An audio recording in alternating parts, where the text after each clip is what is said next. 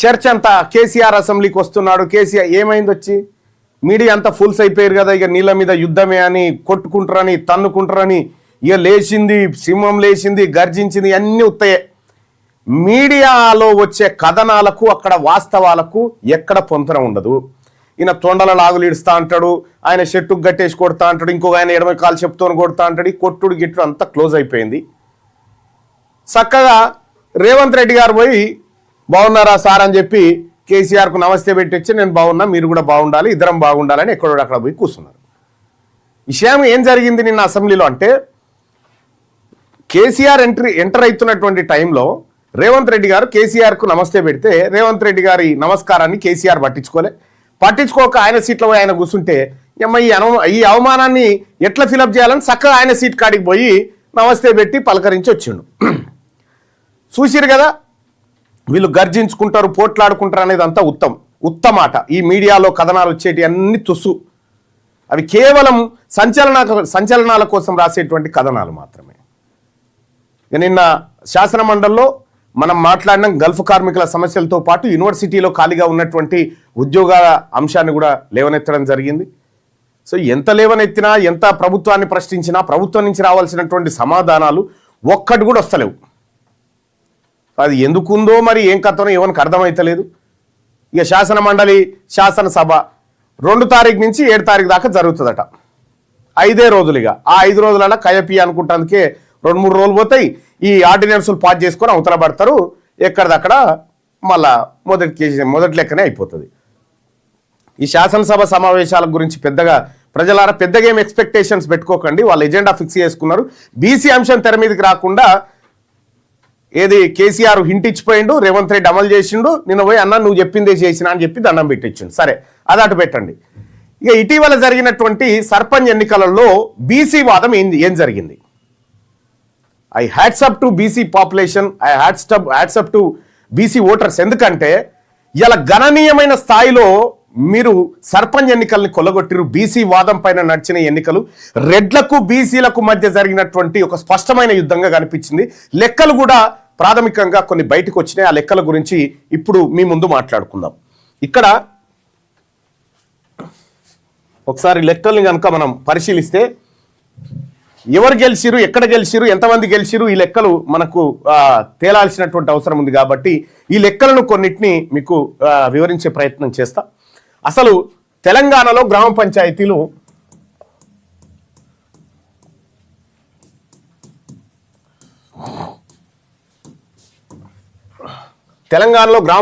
ఎన్ని ఉన్నాయంటే 12,760 గ్రామ పంచాయతీలు ఉంటే ఈ 12,760 గ్రామ పంచాయతీలలో ఎన్నికలు జరిగింది మాత్రం 12,702 గ్రామ పంచాయతీలకు ఎన్నికలు జరిగినట్టుగా తెలుస్తా ఉంది.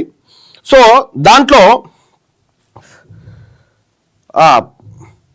702 గ్రామ పంచాయతీలకు జరిగింది.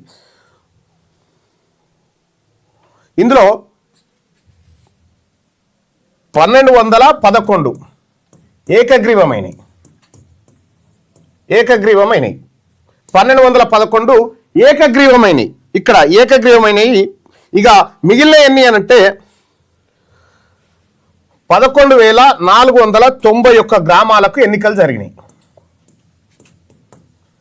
11,491 గ్రామాలకు ఎన్నికలు జరిగితే ఇందులో బీసీలు ఎన్ని గెలిచిరు, ఎస్సీలు ఎన్ని గెలిచిరు, ఎస్టీలు ఎన్ని గెలిచిరు, ఓసీలు ఎన్ని గెలిచిరు, ఈ లెక్కలు చూసుకుంటే కంప్లీట్గా ఎస్టీ గ్రామాలు ఉంటాయి.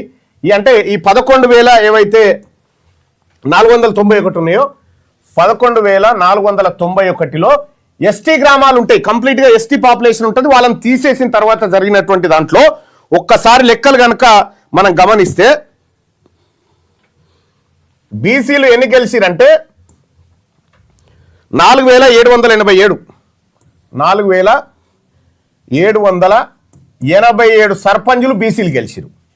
4,787. ఇక ఓసీలు ఎంత గెలిచిరు ఎరికేనా? 1,395.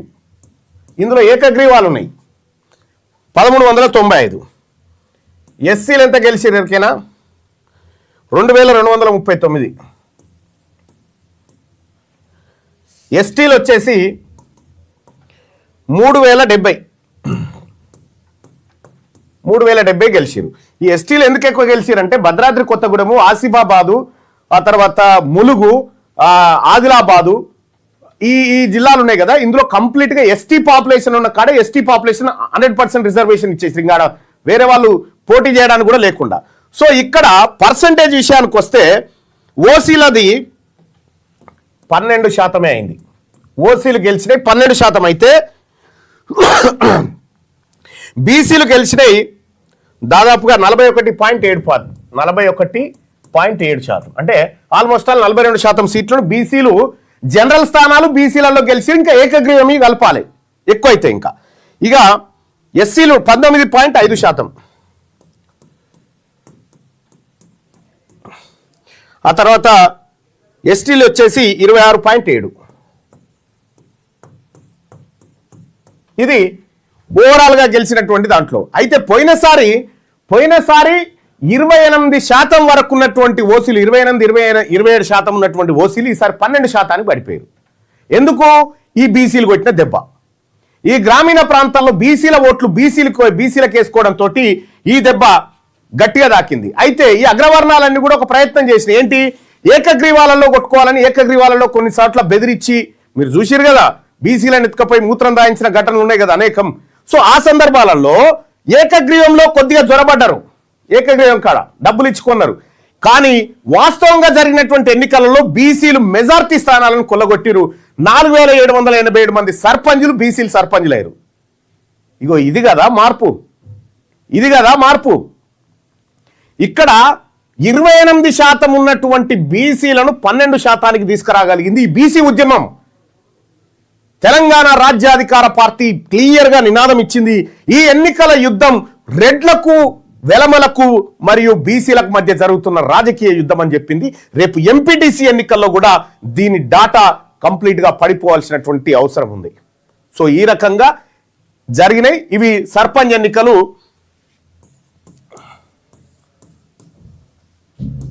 2025 జరిగిన సర్పంచ్ ఎన్నికల డాటా ఇది. సో ఇక్కడ క్లియర్గా అర్థమవుతుంది ఏంటంటే వాళ్ళు మనకు ఎంత శాతం రిజర్వేషన్, ఇప్పుడు 34% ఉన్నటువంటి రిజర్వేషన్ను మనకి ఏడికి తీసుకొచ్చిన కేసీఆర్ 23కు తెచ్చిండు. 23కు కేసీఆర్ తీసుకొస్తే 23ను 17కు తీసుకొచ్చిండు రేవంత్ రెడ్డి. 17% మనకు రిజర్వేషన్ ఇచ్చిన 41.7% మనం కొల్లగొట్టినామంటే దాదాపు జనరల్ స్థానాలలో మెజార్టీ సీట్లను బీసీలు కొల్లగొట్టిరన్నట్టు లెక్క. ఇంకా చాలా ఎస్సీ ఎస్టీ సోదరులు కూడా కొల్లగొట్టిరు, అది వేరే. కానీ మెజార్టీ సీట్లను బీసీలు గెలుచుకోగలిగిరంటే that is the BC power. ఇది బీసీ ఉద్యమానికి ఉన్నటువంటి పవర్. ఇక్కడ రాజకీయ ఉద్యోగాలు ఎట్లా వచ్చినాయో చూడండి. ఇది కదా రేపు ఏ ఎన్నిక వచ్చినా బీసీల ఆధిపత్యం కొనసాగి తీరుతుంది, బీసీల ఆత్మగౌరవం నిలబడి తీరుతుంది. అందరికీ వైకుంఠ ఏకాదశి శుభాకాంక్షలు తెలియజేస్తూ తెలంగాణ రాజ్యాధికార పార్టీలో చేరుతున్నటువంటి వాళ్ళందరికీ కూడా మరొకసారి ధన్యవాదాలు తెలియజేసుకుంటూ, ఇవాళ తెలంగాణ రాజ్యాధికార పార్టీ సభ్యత్వం తీసుకోవాలంటే ఆన్లైన్లో మీరు చేయాల్సిందల్లా ఇదొక్కటి ఉంది, ఇది చేయండి. ఈ తెలంగాణ రాజ్యాధికార పార్టీ ఇది ఫక్తు బీసీల ఆకాంక్షలు నెరవేర్చే పార్టీ. ఇది అన్యాయం జరిగిన వర్గాలకు అండగా నిలబడేటువంటి పార్టీ.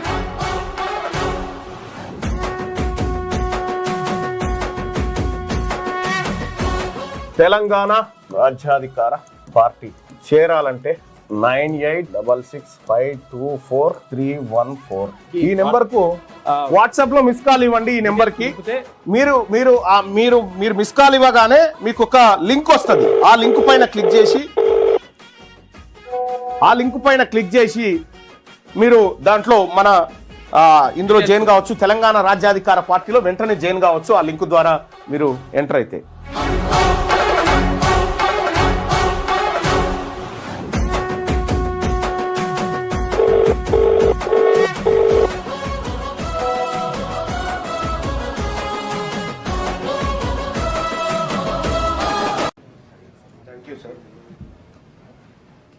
Thank you, sir. ముఖ్యంగా గల్ఫ్ కార్మికులకు సంబంధించినటువంటి అంశం సార్. లక్షలాది మంది కార్మికులు ఇటు నిజామాబాదు, కరీంనగరు, ఆదిలాబాదు, జగిత్యాల, కోరుట్ల నుంచి గల్ఫ్ ప్రాంతంలో కార్మికులుగా పనిచేస్తూ ఉన్నారు సార్. ఉపాధి కోసం అక్కడికి వలసపోయినటువంటి వాళ్ళు ఉన్నారు సార్. సో అక్కడ గల్ఫ్ కార్మికులు చేస్తున్నటువంటి క్రమంలో 2024-25 ఈ కాలంలో దాదాపు 1600 మంది గల్ఫ్ కార్మికులు చనిపోయినట్టుగా రికార్డులు చెప్తా ఉన్నాయి సార్. అంతకంటే ముందు కూడా చాలామంది వలస కార్మికులు చనిపోయినారు సార్. సో వాళ్ళ డెడ్ బాడీలు ఇక్కడికి రావడానికి కూడా ఎలాంటి సోర్స్ లేక నేను మొన్న వెళ్తే సార్ 13 రోజులైంది సార్. అక్కడ డెడ్ బాడీ ఉంది, ఇంకా ఈ డెడ్ బాడీ ఇక్కడికి ఇండియాకి వచ్చే పరిస్థితి లేదు సార్. వాళ్ళ భార్య పిల్లలు కనీసం చివరి చూపు చూసుకునేటువంటి పరిస్థితి కూడా లేకుండా ఉంది సార్. గల్ఫ్ కార్మికులకు సంబంధించినటువంటి సార్ అక్కడ పనిచేసి వాళ్ళు అంతో ఇంతో డబ్బు పంపిస్తే ఆ డబ్బును మనము మన కరెన్సీలోకి మార్చేటువంటి క్రమంలో 18% సర్వీస్ ట్యాక్స్ వసూలు చేస్తూ ఉన్నాం సార్. కేంద్ర ప్రభుత్వం, రాష్ట్ర ప్రభుత్వం కలిసి వాళ్ళు 9 రూపాయలు, వీళ్ళు 9% చొప్పున వసూలు చేస్తూ ఉన్నారు సార్.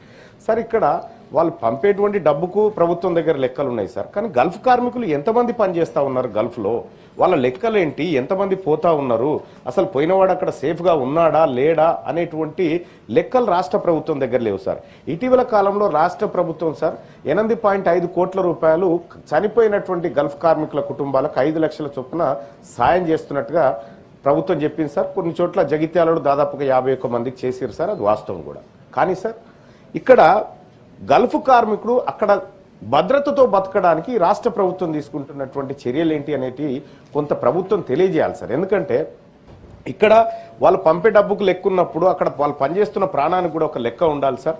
అలాగే గల్ఫ్ కార్మికుల పిల్లలు సార్ అక్కడ పోయి పనిచేసేటువంటి వాళ్ళు ఎవరైతే ఉన్నారో వాళ్ళ భార్యా పిల్లల కోసం, పోషించడం కోసం, విద్య కోసం చేస్తారు సార్. సార్ గల్ఫ్ కార్మికుల పిల్లల కోసం ప్రత్యేక రెసిడెన్షియల్ స్కూళ్లు పెట్టాల్సినటువంటి అవసరం ఉంది సార్. ప్రత్యేక రెసిడెన్షియల్ స్కూల్ కరీంనగర్, కోరుట్ల పెడితే వాళ్ళకి రెసిడెన్షియల్ స్కూల్ పెట్టడం వల్ల కొద్దిగా ఆర్థిక భారం తగ్గుతుంది సార్. ఎందుకంటే భర్త దూరంగా ఉంటాడు, పిల్లలు భారంగా ఉంటారు కాబట్టి అదొకటి సార్. ఇంకో రెండో విషయం ఏంటంటే సార్ ప్రవాసీ ఆరోగ్యశ్రీ పథకాన్ని తెలంగాణ రాష్ట్ర ప్రభుత్వం ప్రవేశపెట్టాలి సార్. గల్ఫ్ దేశాల్లో ఉన్నటువంటి గల్ఫ్ కార్మికులు ఎవరైతే ఉన్నారో వాళ్ళతోటి ప్రైవేట్ హాస్పిటల్స్తో టైఅప్ అయి రాష్ట్ర ప్రభుత్వం అక్కడ ఉన్నటువంటి మన కార్మికులకు ఏమైనా ఇబ్బంది జరిగితే అక్కడ ప్రైవేట్ హాస్పిటల్తో అక్కడికి పోతే ఫ్రీ ట్రీట్మెంట్ జరిగే విధంగా ప్రభుత్వం చర్యలు తీసుకోవాలి సార్. అలాగే గల్ఫ్ కార్మికులను ఇంకా మోసం చేస్తూనే ఉన్నారు సార్ ఏజెంట్లు. ఆ ఏజెంట్ల మోసాలను కూడా అరికట్టాల్సినటువంటి అవసరం ఉంది సార్. గల్ఫ్ కార్మికులు గత కొంతకాలం నుంచి కోరుతున్నటువంటి కేరళ తరహా పాలసీ ఏదైతే ఉందో అక్కడ ఏమైనా వివాదాల్లో చిక్కుకుంటే ఆ వివాదాలను పరిష్కరించడం కోసం అధ్యక్ష సో ప్రభుత్వం చొరవ తీసుకోవాల్సినటువంటి అవసరం ఉంది అధ్యక్ష. అక్కడ కేంద్ర ప్రభుత్వం కేవలం 2023-24లో గల్ఫ్లో వివిధ వివాదాల్లో చిక్కుకున్నటువంటి కార్మికులను, భారతదేశ కార్మికులను కాపాడడానికి 3 లక్షలు ఖర్చు పెట్టింది సార్ కేంద్ర ప్రభుత్వం. 3 లక్షలు సార్, అది ఒక కేసుకు కూడా సరిపోదు. కానీ వాళ్ళ దగ్గర నుంచి తీసుకుంది చాలా పెద్ద మొత్తంలో తీసుకున్నారు సార్. సో అక్కడ విదేశీ కరెన్సీని మనకి ఇక్కడ పంపి కొంత విదేశీ ద్రవ్యాన్ని డెవలప్ చేస్తున్నటువంటి కార్మికుల పట్ల రాష్ట్ర ప్రభుత్వానికి కొంత కన్సర్న్ ఉండాల్సినటువంటి అవసరం ఉంది సార్. నేను మొన్న వెళ్ళినప్పుడు సార్ ఈ సభ దృష్టికి తీసుకురామని చాలా మంది చెప్పినారు సార్. మేము అనేక సమస్యలు ఎదుర్కొంటా ఉన్నాం. ప్రభుత్వం ఈ ఎన్ఆర్ఐ పాలసీ విషయంలో కేవలం కమిటీ వేసింది కానీ దాంట్లో ఎట్టి పరిస్థితుల్లో మంచి జరుగుతున్నట్టు అనిపించట్లేదు. వాస్తవమైనటువంటి సమస్యలు తెలిసినటువంటి వాళ్ళతోటి ఆ కమిటీని నియమించి తద్వారా గల్ఫ్ సమస్యలు, గల్ఫ్ కార్మికుల దాదాపుగా ఒక 10 లక్షల మంది దాకా ఉంటారు అనుకుంటా సార్. నేను అక్కడ ఈ గల్ఫ్ కార్మికులు దాదాపుగా వాళ్ళ కుటుంబాలన్నీ ఇక్కడే ఉన్నాయి సార్. మనం కేవలం ఎలక్షన్స్ వచ్చినప్పుడు గల్ఫ్ కార్మికుల సమస్యల గురించి మాట్లాడుకుంటున్నాం, మేనిఫెస్టోలో పెడుతున్నాం. గతంలో 2014లో బీఆర్ఎస్ పార్టీ మేనిఫెస్టోలో కూడా ఈ గల్ఫ్ కార్మికులకు ఎన్ఆర్ఐ ఏది కేరళ తరహాలో పాలసీ అని చెప్పారు, అది అటే పోయింది సార్. ఇప్పుడు ఈ రాష్ట్ర ప్రభుత్వం వచ్చి ఏదో చనిపోయిన తర్వాత కాదు సార్, బ్రతకడానికి భరోసా ఇచ్చేటువంటి ఒక పథకాన్ని రూపొందించమని చెప్పి తమరి ద్వారా రిక్వెస్ట్ చేస్తా ఉన్నా సార్. అలాగే గల్ఫ్ కార్మికుల పిల్లలు సార్ వాళ్ళకు రెసిడెన్షియల్ ఏర్పాటుతో పాటు వాళ్ళ కుటుంబాలకు పథకాలలో ప్రత్యేక కోటాను అమలు చేయమని చెప్పి తమరి ద్వారా రిక్వెస్ట్ చేస్తా ఉన్నా. పిటిషన్ పంపిస్తున్నాం. ఇప్పుడు నేను 47 ఇస్తే 4టికి కూడా సమాధానం రాలేదు సార్ ఇప్పటిదాకా. సో తమరు చొరవ తీసుకోవాలి సార్. మాకు మేము నిన్ననే ప్రిపరేటరీ మీటింగ్ లో చీఫ్ సెక్రటరీ గారు నిన్న లేరు కానీ స్పెషల్ మన ఫైనాన్స్ సెక్రటరీ గారు వచ్చారు. వారికి మొత్తం unstarred question star questions, special mentions, petitions ఎన్నెన్ని పెండింగ్ ఉన్నాయి, వచ్చే సమావేశం లోపల యాక్షన్ టేకన్ రిపోర్ట్ మాకు సబ్మిట్ చేయమని నేను స్పీకర్ గారు వారిని కోరడం కూడా జరిగింది. మేము ప్రతి ప్రిపరేటరీ మీటింగ్లో ఫస్ట్ ఈ అష్యూరెన్సెస్, స్పెషల్ మెన్షన్స్, తర్వాత స్టార్ట్ క్వశ్చన్, అన్స్టార్ట్ క్వశ్చన్స్, వీటి మీద మేము ప్రత్యేకమైన శ్రద్ధ తీసుకుంటున్నాం. వచ్చేదానికి ప్రయత్నం చేస్తాం. The house is urgent to meet again at 10 AM on Friday, the 2nd January 2026. Hi, hello, నమస్తే, వెల్కమ్ టు క్యూన్యూస్. నేను సిద్ధగౌన సుదర్శన్, తీన్మార్మల మిత్రుడు. క్యూన్యూస్ ప్రేక్షకులకి, తీన్మార్మల అబ్బాయిలకి వెల్కమ్. మీకు ఆర్టీఆర్ ప్రెజెన్స్ మార్నింగ్ న్యూస్ స్వాగతం. అందరికీ వైకుంఠ ఏకాదశి శుభాకాంక్షలు. అంటే ఇవాళ వైకుంఠ ఏకాదశి సందర్భంగా ఆ శ్రీ మహావిష్ణువుని, అంటే శ్రీ వెంకటేశ్వర స్వామిని, లేకపోతే విష్ణు రూపంలో ఉన్నటువంటి ఇక్కడ మన లక్ష్మీ నరసింహస్వామిని, ఇలా మహావిష్ణువును దర్శించుకుంటే, అంటే ఇక్కడ ఉత్తర ద్వారం నుంచి దర్శించుకుంటే మొత్తం కూడా మనకు వైకుంఠ ప్రాప్తి జరుగుతుంది, తర్వాత అంతా పాపాలను పోతాయి అని చెప్పేసి భక్తులు నమ్ముతారు. కాబట్టి మొత్తం కూడా దేవాలయాలన్నీ కిటకిటలాడుతూ ఉన్నాయి. ఇక నిన్న వాడి వేడి చర్చ, ఓ కాకొస్తాడు ఇక మొత్తం కూడా తోలు తీస్తా అని అన్నాడు. తోలు తీస్తా అని చెప్పేసి ఈయన అట్టెట్లయితుంది, లాగుల తొండలు ఇడుస్తా అని ముఖ్యమంత్రి గారు. ఇట్లా మొత్తం కూడా అసలు మాటల యుద్ధం కొనసాగింది. ఇక ఆయన వచ్చి పామదులకు వచ్చి ఇక్కడ ప్రెస్ మీట్ పెట్టంగానే ఇక గట్టి గట్టి పెద్ద పెద్ద డైలాగులు, పెద్ద పెద్ద కథలు, అసలు యాక్చువల్గా ఇలా కథ ఎంత చూస్తానట్టుగా ఆయన మాట్లాడిండు, పెద్ద మనిషి. తర్వాత ముఖ్యమంత్రి కూడా అదే స్థాయిలో చూసుకో, కేటీఆర్ని లాగుల తొండలు ఇడుస్తా అని చెప్పేసి ముఖ్యమంత్రి. ఈ తొండలు ఇడుచుడు పోయింది, ఆ తోలు తీసుడు పోయింది, అంత పోయింది.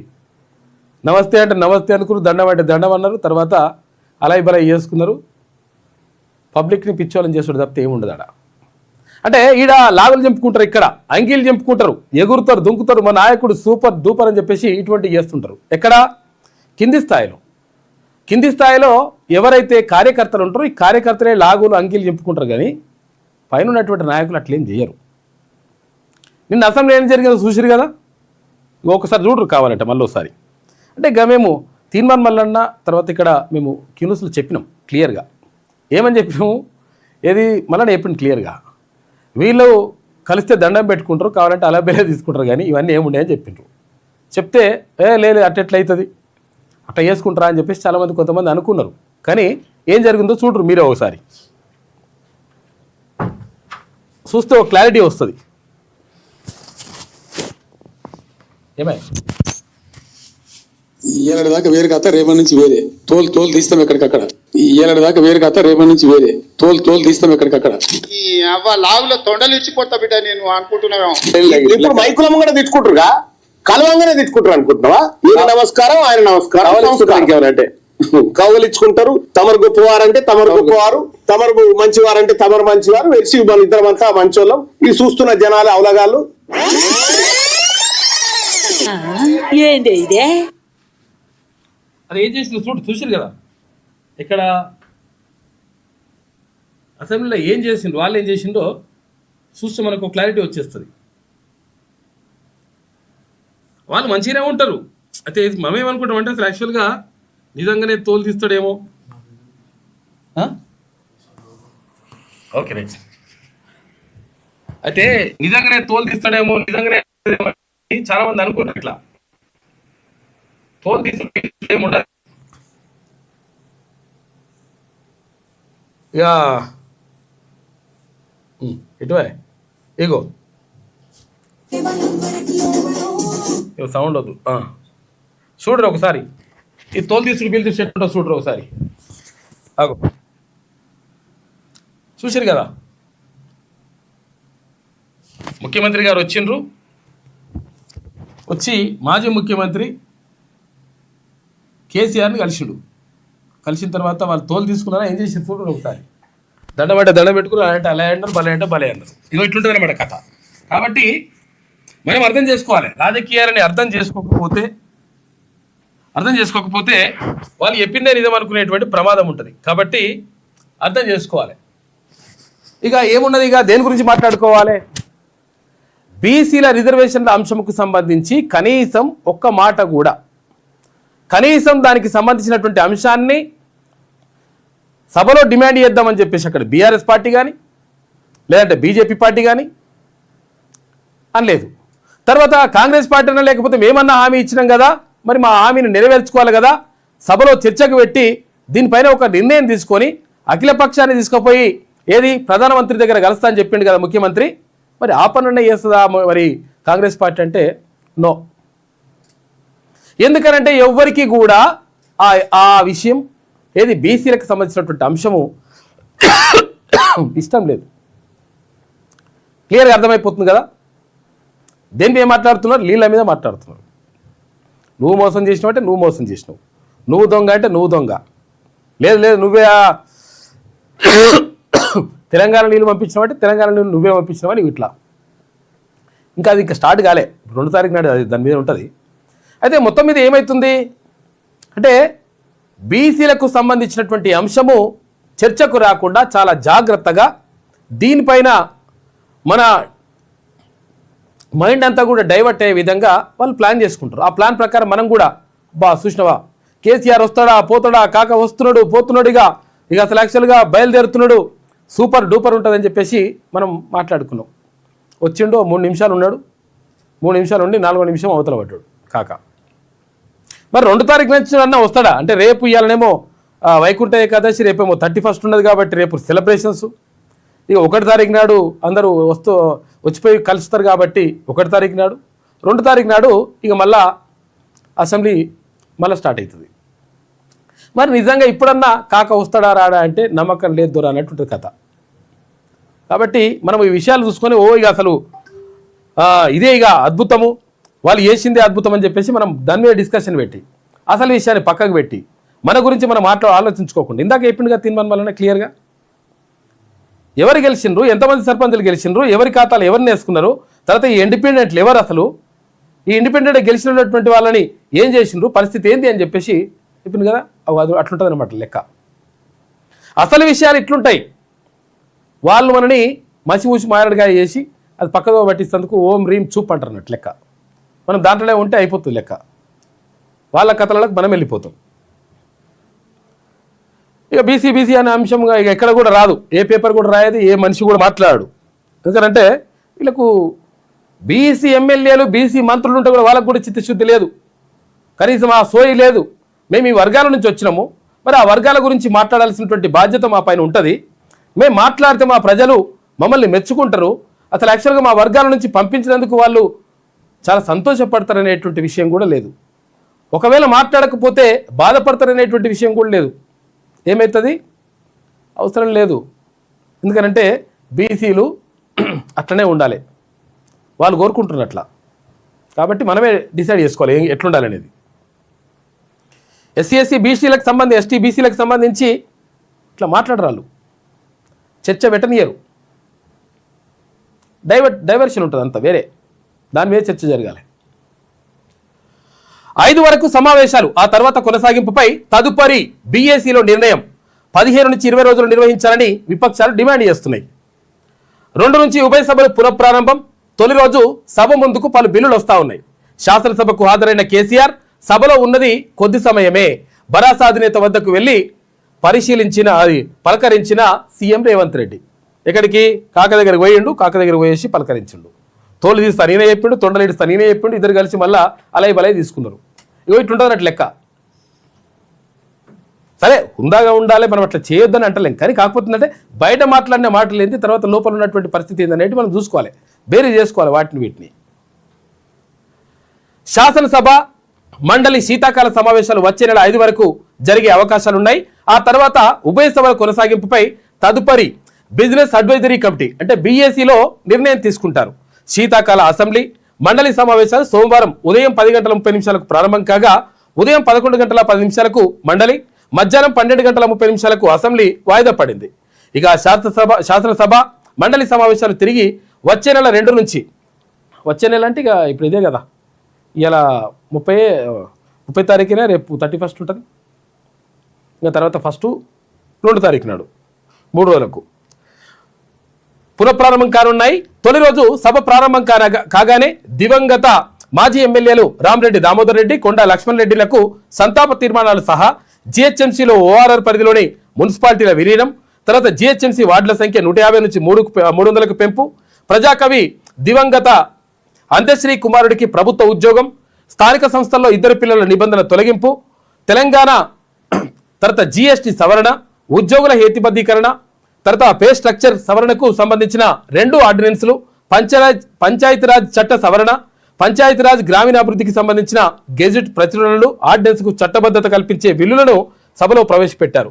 తెలంగాణ సమగ్ర శిక్షా అభియాన్ శిక్ష audit report, Telangana PM school for rising India audit report, ఇవన్నీ కూడా రకరకాలుగా అవోటి అలా ఏది ప్రవేశపెట్టిండ్రు.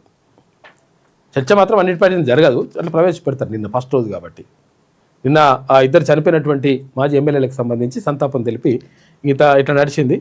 ఇక ఇట్లా కొట్టుకుంటారు, తిట్టుకుంటారు, ఇక ఎదురు రాను చూసుకుందామంటే ఇక చూసుకుంటే ఇట్లే ఉంటుంది. సభలో తగ్గేదేలే, మంత్రులు ఎమ్మెల్యేలు బలమైన వాదనలు వినిపించాలని చెప్పేసి ముఖ్యమంత్రి రేవంత్ రెడ్డి వాళ్ళకు సూచించిండు. భరోసా చెప్పేవి అసత్యాలని ఆధారాలతో ఎండగట్టాలి, అన్ని అంశాలపై సమగ్ర సమాచారంతో సిద్ధం కావాలి. సీఎం రేవంత్ రెడ్డి దిశానిర్దేశం చేసిండు మంత్రులు ఎమ్మెల్యేలకు. తన ఛాంబర్లో సమావేశానికి వెళ్తున్న సీఎం రేవంత్ రెడ్డి చిత్రంలో మంత్రులు అజారుద్దీన్, శ్రీధర్ బాబు, ఎమ్మెల్యే రాజ్ ఠాగూర్. ఇక భరోసా చెప్పేవన్నీ అసత్యాలని శాసనసభ సమావేశాల్లో మంత్రులు, విప్లు, ఎమ్మెల్యేలు బలమైన వాదనల ద్వారా ప్రజల ముందు ఉంచాలని చెప్పేసి సీఎం రేవంత్ రెడ్డి సూచించినట్లు తెలుస్తోంది.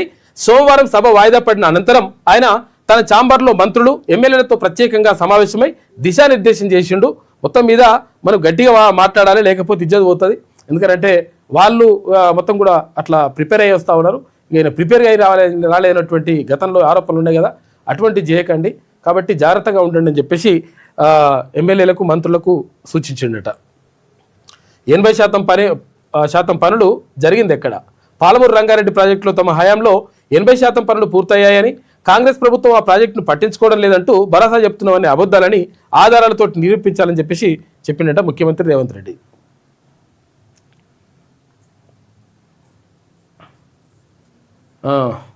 ఇక్కడ మున్సిపల్ ఎన్నికలకు తొలి అడుగు పడ్డది. ఏది? ఇక మున్సిపల్ ఎన్నికలకు ఇప్పుడు ఏదైంది, సర్పంచ్ ఎన్నికలు అయిపోయినాయి కదా, ఎంపీటీసీ జెడ్పీటీసీ అయితేనేమో ముఖ్యమంత్రి ఏం చెప్పిండు, సభలో శాసనసభలో ఒకసారి మాట్లాడిన తర్వాత నిజంగా ఏం చేద్దాం, ఏం కథ, ఎప్పుడు నిర్వహిద్దాం, 42% రిజర్వేషన్కి సంబంధించి ఏం చేద్దాం, ఇవన్నీ విషయాలు సభలో మాట్లాడి, శాసనసభలో మాట్లాడి నిర్ణయం తీసుకుంటామని చెప్పేసి ముఖ్యమంత్రి చెప్పిండు. చెప్పిన తర్వాత ఏం చేసిండు కేసీఆర్? ఏం చేసిండు, అరే ఇది ఎట్ట ఓతట్టున్నది, 42% రిజర్వేషన్ గురించి మాట్లాడుతట్టున్నాడు ఇలా అసెంబ్లీలా, ఇది బీసీల కోసం మాట్లాడుతట్టున్నాడు, కాబట్టి ఈ విషయం మాట్లాడొద్దని చెప్పేసి కాక ప్లాన్ చేసుకొని వచ్చిండు. నీళ్ళపైన యుద్ధం చేస్తా నేను, అట్టెట్లయితుంది ఇట్టెట్లయితుంది అని ఆయన వచ్చిండు. అంటే బీసీలకు సంబంధించినటువంటి అంశాన్ని రాకుండా పక్కదారి పట్టించేందుకు మంచిగా ప్లాన్ వేసేసిండు కేసీఆర్. వేసేసి కథం చేసి పడేసిండు దాన్ని.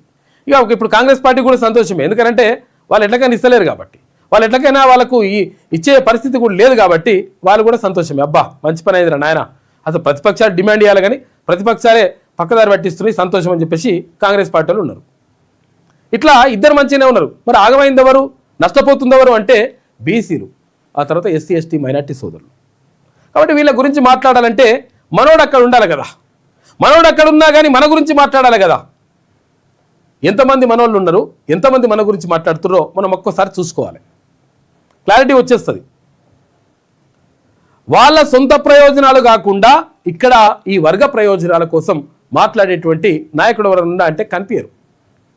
ఇట్లుండదు లెక్క. నిన్న తీర్మాన్ వలన ఇక్కడ మండలి తప్ప ఎక్కడ కూడా బీసీలకు సంబంధించినటువంటి అంశమే ప్రస్తావనకే రాకుండా చూస్తుంటారు. అట్లా నడుస్తుంటుంది అన్నట్టు లెక్క.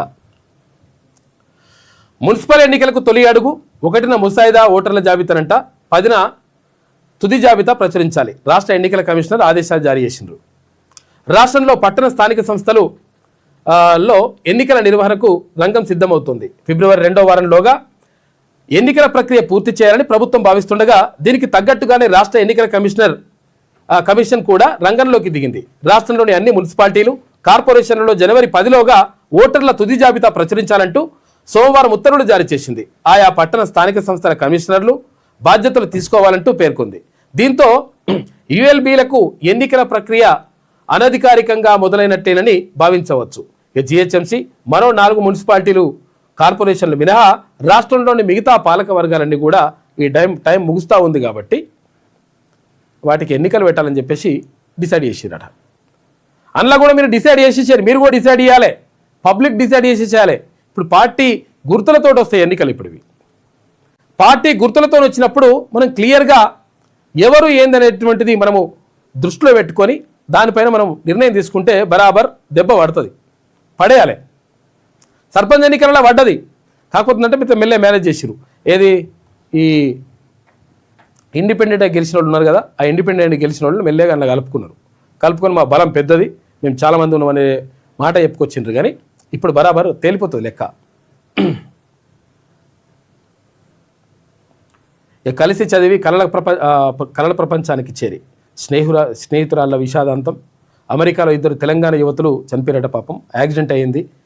మేఘనారాణి తర్వాత భావన ఇద్దరు కూడా అమెరికాలో ఉంటుండే. గ్రామంలో ఒకటో తరగతి మొదలు అమెరికాలో MS దాకా కలిసి చదువుకున్న 2 యువతులు ఆదివారం అక్కడ జరిగిన రోడ్డు ప్రమాదంలో విగత జీవులుగా మారారు. వారి మరణ వార్త తెలిసి మహబూబాబాద్ జిల్లా గార్ల తర్వాత మల్కనూరు గ్రామాల్లో మొత్తం కూడా విషాద ఛాయలు అలుముకున్నాయి. దారుణం పాపం అసలు. యాక్చువల్గా కష్టపడి చదివి అమెరికా దాకా పోయి ఆడికి పోయి ఉద్యోగం చేసి అవన్నీ చేస్తుంటే యాక్సిడెంట్ అయిందంట, ఆ లోయలో పడిపోయిందంట కారు, పాపం చనిపోయినరు. కనరో భాగ్యము కలియుగ వైకుంఠము. తిరుమలలో అర్ధరాత్రి తర్వాత తెరుచుకున్న వైకుంఠ ద్వారాలు తిరుమల చేరుకున్న సీఎం రేవంత్ రెడ్డి అని చెప్పేసి ఒక వార్త కనిపిస్తూ ఉంది. మొత్తం మీద ఏది వైకుంఠ ఏకాదశి సందర్భంగా మొత్తం కూడా ఆలయాలన్నీ కూడా కిటకిటలాడుతూ ఉన్నాయి భక్తులతోటి.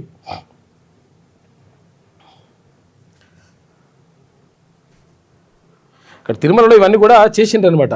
ఏది తిరుమల తిరుపతి దేవస్థానం తిరుపతి దగ్గర అలంకరణలు అంతా కూడా చాలా అద్భుతంగా ముస్తాబు చేసిండ్రు. వైకుంఠ ద్వారం నుంచి దర్శనమిస్తారు, స్పెషల్ అనమాట. ఎప్పుడైనా కానీ అసలు యాక్చువల్గా తూర్పుకు ఉంటుంది. ఏ టెంపుల్కైనా ఎక్కువ శాతం టెంపుల్లకి తూర్పు వైపు అక్కడ నుంచి భక్తులు వెళ్ళి దర్శనం చేసుకుంటారు. కాకపోతే ఈసారి వైకుంఠ ద్వారం నుంచి ప్రత్యేకంగా దర్శనమిస్తాడు స్వామివారి అని చెప్పేసి అది కనిపిస్తూ ఉంది.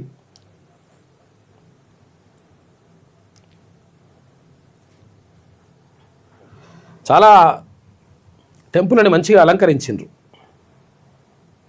ఇక్కడ స్వామివారు శ్రీ మహావిష్ణువుని దర్శించుకుంటే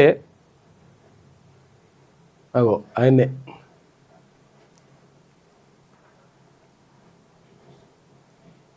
శ్రీ వెంకటేశ్వర స్వామి అంటే పొడుగు రామాల దేవుడు అనమాట మనకు. అంటే అసలు యాక్చువల్గా వైష్ణవము తర్వాత శైవం అని 2 విభాగాలుగా ఉండే హిందూ మతంలో. అందులో వైష్ణవం అంటే విష్ణువును పూజించే వాళ్ళు, అంటే పొడుగు బొట్టు ఉంటుంది. తర్వాత ఇక్కడ శివుని పూజించే వాళ్ళకు శైవం అంటారు, వాళ్ళని అడ్డం బొట్టు పెడతారు వాళ్ళు. అంటే శివుని పూజించే వాళ్ళు అడ్డబొట్టుతో ఉంటారు.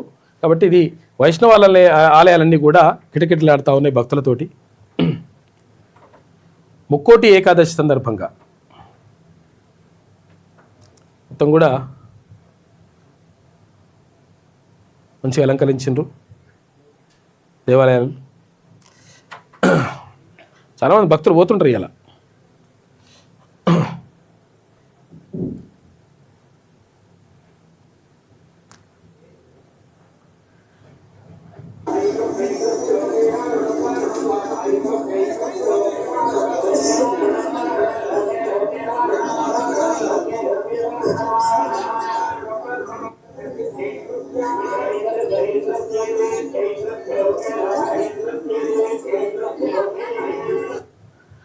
ఇట్లా స్వామివారిని దర్శించుకుంటారు. అట్లా ముఖ్యమంత్రి రేవంత్ రెడ్డి కూడా అక్కడికి వెళ్ళిండు, ఏదికి తిరుపతికి పోయిండు, అది కూడా ఉండే. తిరుపతి పోయి అక్కడ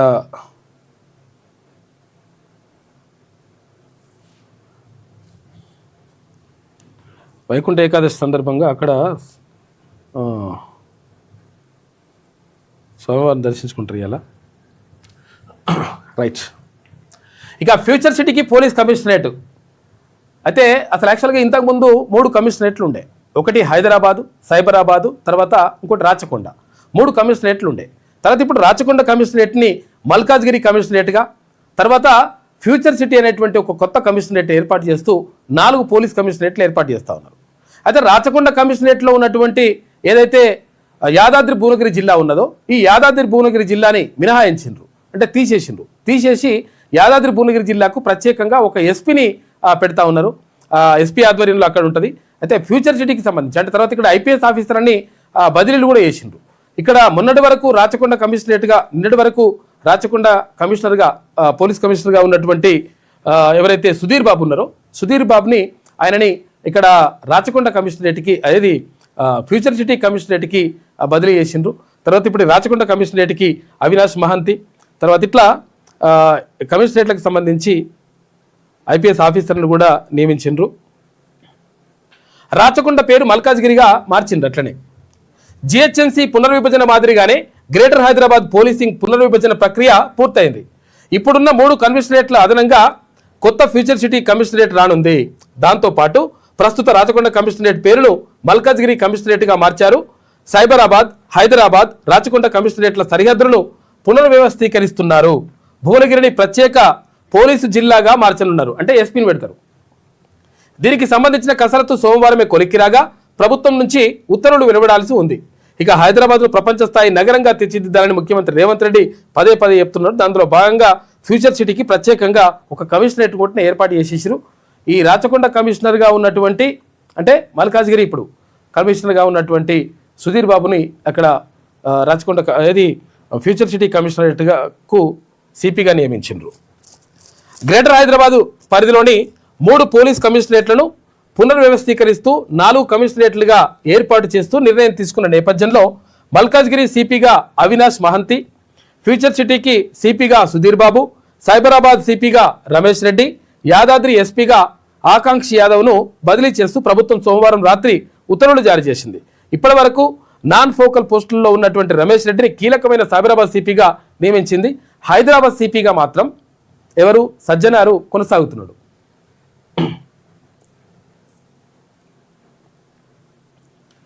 ఇక ఏపీలో కొత్త జిల్లాలు పోలవరం, మార్కాపురం అట.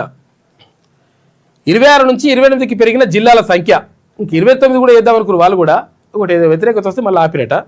అన్నమయ్య జిల్లా కేంద్రంగా మదనపల్లె. అసలు యాక్చువల్గా ఈ మదనపల్లె ఉండాలనే గతం నుంచి డిమాండ్ వస్తుందని చెప్పేసి వీళ్ళు అంటున్నారు. కాకపోతే లేదంటే ఇక్కడ అంటే పాత జిల్లా రాయచోటినే జిల్లా కేంద్రంగా ఉంచాలనేటువంటి డిమాండ్ కూడా వస్తూ ఉంది ఇప్పుడు.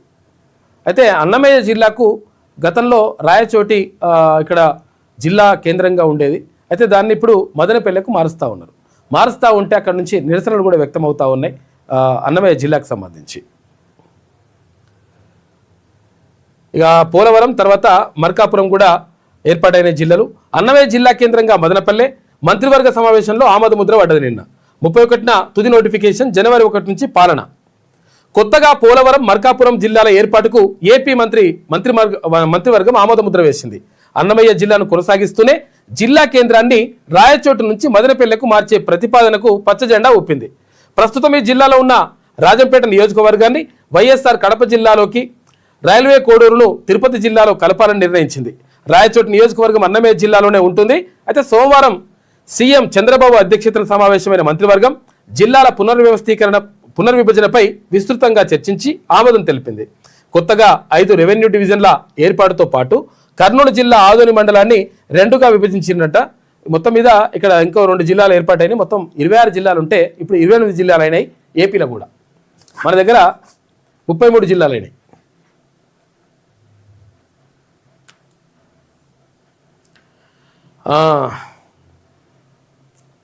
రేపు మనదవ్వాలంటే మనం ఎట్లుండాలి? రేపు మనదవ్వాలంటే విజయం సాధించాలంటే మనం ఏం చేయాలి? సపరేట్గా కూర్చుంటాం, పడుకుంటాం, మనం ఏం ఆలోచించాం, ఇంత తింటాం, పంటాం అంటే నడవదు లెక్క. ఒక ప్లాన్ తోటి ముందుకెళ్ళాలి. కదిలే కాలంలా, జారే ఋతువుల్లా, మారే వాతావరణంలా ప్రపంచాన్ని ఆర్టిఫిషియల్ మార్పులు కమ్మేస్తున్నాయి. సాంకేతిక విప్లవాలు భౌగోళిక ఆధిపత్యాలు, ఆర్థిక సమీకరణాలు, సామాజిక స్వరూపాలను అనూహ్యంగా మార్చేస్తున్నాయి. కాబట్టి మనం ఎట్లుండాలి? 100 సంవత్సరాల్లో కనిపించని మార్పు రాబోయే 10 ఏళ్లలో కనిపిస్తుందంటున్నారు. ఇప్పుడున్న ఉద్యోగాలు ఉండకపోవచ్చు, చదువులు ఇలాగే సాగకపోవచ్చు, జీవితాలు ఇలాగే గడవకపోవచ్చు. ఆల్గరిథంలు, ఆర్టిఫిషియల్ ఇంటెలిజెన్స్లతో పేద పెద్ద అనే తేడా లేకుండా అందరిపైన అప్రమేయ ప్రభావం. అందుకే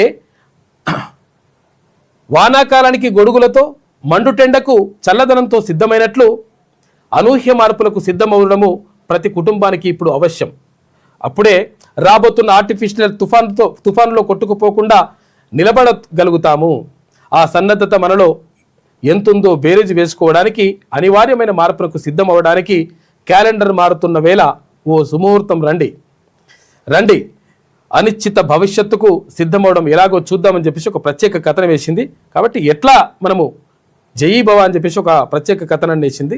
మనం ఎట్లుండాలి, మనం ఎట్లా ప్రణాళికలు వేసుకోవాలి, మనం జీవితంలో మంచిగా అభివృద్ధి సాధించి ముందుకెళ్ళాలంటే మనం ఎట్లా ఏం చేయాలని చెప్పేసి ఒక ప్రత్యేక కథనాన్ని వేసింది ఈనాడు దినపత్రిక. ఇక తీవ్ర వివాదం నేపథ్యంలో ఆరావళి నిర్వచనంపై తీర్పు నిలిపివేసిందట. సుమోటోగా సుప్రీంకోర్టు కీలక నిర్ణయం తీసుకుంది. ఇక ఈసీ మున్సిపల్ కార్పొరేషన్ ఎన్నికలు తీసుకొచ్చి ఇస్తున్నారు. ఇక్కడ సరిగాసుకుంటందుకు లేవని, ఎందుకంటే వేడివేడిగా ఉండాలి, పబ్లిక్ వేడివేడిగా ఉండాలి, ఎంతో పైసలు అందాలి, ఇంత మందు రావాలి, ఇంత కూర అందాలి, రకరకాలు ఉంటాయి. కాబట్టి అవన్నీ రావాలంటే కట్టెలు తీసుకొచ్చి వేస్తున్నారు అనమాట. ఈసీ ఎలక్షన్ కమిషన్ తీసుకొచ్చేస్తే దాంతో త్వరలోనే మున్సిపాలిటీ కార్పొరేషన్ల ఎన్నికలని చెప్పేసి కార్టూన్ కనిపిస్తూ ఉంది. ఇక టాటా ఎర్నాకులం ఎక్స్ప్రెస్లో నిన్న మంటలు వచ్చినాయి. అక్కడ ఏపీలో అర్ధరాత్రి ఎలవంచిలి సమీపంలో దుర్ఘటన. 2 బోగీలు పూర్తిగా దగ్ధమైనాయంట, 1 పాక్షికంగా దగ్ధం. మంటలో చిక్కుకొని ఒకరు చనిపోయినరు. అతన్ని బయటకు వదలొద్దు, ఉన్నావు కేసు నిందితుడి శిక్ష సస్పెన్షన్పై సుప్రీంకోర్టు స్టే విధించింది. ఎందుకంటే వీడు అత్యాచారం చేసిండు, బాలికను అత్యాచారం చేసిండు, తర్వాత వాళ్ళ నాన్నను చంపిండనేటువంటి ఆరోపణలు ఉన్నాయి వాని పైన. ఉంటే వాడిని తీసుకొచ్చి ఇడిచిపెడితే మొత్తం కూడా కోర్టుల మీదనే నమ్మకం పోతున్న ఉద్దేశంతో సుప్రీంకోర్టు ఒక నిర్ణయం తీసుకుంది. అరే అట్టెట్లా ఇడిచిపెడతారు, అని వదిలిపెట్టకండి, ఆపండి అని చెప్పేసి సుప్రీంకోర్టు చెప్పింది. ఢిల్లీ హైకోర్టు ఆదేశాలను పక్కన పెట్టిన అత్యున్నత న్యాయస్థానం అని చెప్పేసి మంచి పని చేసింది ఒక రకంగా. ఏప్రిల్ 23 నుంచి జేఈ అడ్వాన్స్డ్ దరఖాస్తుల స్వీకరణ షెడ్యూల్ విడుదల చేసింది ఐఐటి రూర్కీ. ఇది ఈనాడులో ఉన్నటువంటి ప్రధాన కథనాలు. అయితే ఒకసారి వెలుగుదిన పత్రిక చూద్దాం. ఇంకోది అదే, ఉన్నావు అత్యాచార కేసులో దోషిని రిలీజ్ చేయొద్దు. ఢిల్లీ హైకోర్టు ఉత్తర్వులపై సుప్రీంకోర్టు స్టే విధించింది. కుల్దీప్ సింగ్ సెంగర్ పబ్లిక్ సర్వెంటే. సాధారణంగా హైకోర్టు బెయిల్ ఉత్తర్వులపై మేము స్టే ఇవ్వం, కానీ ఇది అసాధారణ పరిస్థితి. సెంగర్కు నేర చరిత్ర ఉన్నది. సిజేఐ సూర్యకాంత్ నేతృత్వంలోని బెంచ్ కామెంట్ చేసింది. అట్లా వదిలిపెడితే మళ్ళా మనకు న్యాయస్థానాల మీదనే మొత్తం నమ్మకం లేకుండా పోతుంది. కాబట్టి వాడిని వదిలిపెట్టకండి, బరాబర్ వాడిని పట్టుకోండి అని చెప్పేసి చెప్పింది సుప్రీంకోర్టు. ఇక ఆరావళి పర్వతాలపై ఆర్డర్ వెనక్కి తీసుకున్నది. ఇక హైపవర్ కమిటీ ఏర్పాటు చేయాలని కేంద్రానికి 4 రాష్ట్రాలకు సుప్రీంకోర్టు ఆదేశాలు జారీ చేసింది. నవంబర్ 22 ఇచ్చిన తీర్పుపై స్టే. విచారణ జనవరి 21కి వాయిదా వేసింది. ఇక అలా వచ్చిండి ఇట్లా పోయిండు కాక. వస్తున్న పోతున్న ఓ రామశిలక రాకు రాకు బండల మసి అని ఒకటి ఉంటుంది పాట. అట్లా వచ్చిండు, వస్తాడిగా మాట్లాడతాడు, సూపర్ గుద్దుతాడు, దంచుతాడు, మొత్తం పలిగిపోవాలి, ఇట్లా మైకులన్నీ వలిగిపోవాలి, మొత్తం పేలిపోవాలి, అట్టిట్లా అని చెప్పేసి అందరూ అనుకున్నారు. మైకులు వలుగుడు లేదు, ఏది పేలుడు లేదు, తోలు తీస్తానన్నాడు, తోలు తీసుడు లేదు. వచ్చిండు, 3 నిమిషాలు ఉన్నాడు, వెళ్ళిపోయాడు, కథం. ప్రారంభమైన అసెంబ్లీ శీతాకాల సమావేశాలు. రామరెడ్డి, దామోదర్ రెడ్డి, కొండా లక్ష్మారెడ్డికి సంతాప తీర్మానం ప్రవేశపెడుతుండగానే వెళ్ళిపోయిన ప్రతిపక్ష నేత. సంతాప తీర్మానం అయ్యేదాకా కూడా ఉండలేడు కాక. 0 అవర్లో సమస్యలను ప్రస్తావించిన ఎమ్మెల్యేలు. 0 అవర్లో మొత్తం కూడా అంటే ఎవరైనా ఏమైనా మాట్లాడేటువంటి అవకాశం ఉంటుంది. ముందుగా ప్రస్తావించినవి కాకుండా డైరెక్ట్గా ఎప్పుడు ఏ విషయం పైన మాట్లాడేటువంటి అవకాశం ఉంటుంది. 0 అవర్ అని ఎందుకంటారు? 0 అవర్ అని ఎందుకంటే ఇప్పుడు 12 గంటల టైం ఉంటుంది కదా, దాన్ని అక్కడ సున్నాలు వచ్చేస్తుంటాయి కాబట్టి 0 అవర్ అంటుంటారు అనమాట. అంటే ఇక్కడ లంచ్కు వెళ్ళే కంటే ముందు. అవసరమైతే మరిన్ని రోజులు పొడిగిస్తామన్న ప్రభుత్వం 15 రోజులు సమావేశాలు జరపాలని పట్టుబట్టామని చెప్పేసి హరీష్ రావు. 32 అంశాలపై చర్చించాలని కోరామని చెప్పేసి ఏలేటి మహేశ్వర్ రెడ్డి. ఇట్లా నడుస్తుంది. 9 నెలల తర్వాత అసెంబ్లీకి కేసీఆర్ వచ్చిండు. 3 నిమిషాలే సభలున్నాడు. సీటు దగ్గరికి వెళ్ళి ఆత్మీయంగా పలకరించిన సీఎం రేవంత్. ఆరోగ్యం గురించి మంచిగా ఉన్నదా, ఆరోగ్యం ఎట్లున్నది కాకా అని చెప్పేసి అడిగినట్టుండు. లేచి నిలబడి విష్ చేసిన కేసీఆర్. సీట్లోనే కూర్చున్న కేటీఆర్, పాడి కౌశిక్ రెడ్డి. ఈయనే కూర్చున్నారు ఇక్కడ కౌశిక్ రెడ్డి ఇక్కడ కేటీఆర్, ఇద్దరు వీళ్ళందరూ మొత్తం అంటే ఇక్కడ ముఖ్యమంత్రి వచ్చినప్పుడు అందరూ కూడా లేచి నిలబడ్డారు. వీళ్ళిద్దరు మాత్రం అట్లే కూర్చున్నారు. దీన్ని ఏమంటారు అంటే అహంకారం అంటారు. ఇంకా కూడా అహంకారం తగ్గకపోతే కష్టమవుతుంది లెక్క. పబ్లిక్ గమనిస్తుంటారు. మున్సిపల్ ఎన్నికలకు ఈసీ కసరత్తు, గడువు ముగిసిన 117 మున్సిపాలిటీలు 6 కార్పొరేషన్లలో ఏర్పాట్లంట. సోమవారం నోటిఫికేషన్ రిలీజ్ చేసిన స్టేట్ ఎలక్షన్ కమిషన్ జనవరి 1న వార్డుల వారీగా ఓటర్ల జాబితా ప్రకటిస్తారు. అసెంబ్లీ శీతాకాల సమావేశాలు సోమవారం ప్రారంభమయ్యాయి. దాదాపు 9 నెలల తర్వాత ప్రతిపక్ష నేత మాజీ సీఎం కేసీఆర్ సభకొచ్చారు. 3 నిమిషాల పాటే ఉన్నారు. ఆయనను సీటు దగ్గరికి వెళ్లి సీఎం రేవంత్ రెడ్డి ఆప్యాయంగా పలకరించారు. నేరుగా ప్రతిపక్ష సభ్యుల సీట్ల వైపు వెళ్లి కేసీఆర్ కు గౌరవంగా నమస్కరించి షేక్ హ్యాండ్ ఇచ్చారు. ఆరోగ్యం బాగుందా అని వాకపు చేయగా బాగుంది అంటూ కేసీఆర్ రిప్లై ఇచ్చారు. ప్రతిపక్ష నాయకుడి వైపు సీఎం రేవంత్ రెడ్డి వెళ్ళగానే అటువైపు ఉన్న బీఆర్ఎస్ సభ్యులు హరీష్ రావు, తలసాని శ్రీనివాసరావు యాదవ్, ఇటు గంగుల కమలాకర్ సహా సభ్యులంతా సీఎంకు గౌరవ సూచకంగా లేచి నిలబడగా కేటీఆర్, పాడి కౌశిక్ రెడ్డి మాత్రం కూర్చొనే ఉండిపోయారు. కేసీఆర్ కూడా తన సీటులోంచి లేచి సీఎం రేవంత్ను పలకరించారు.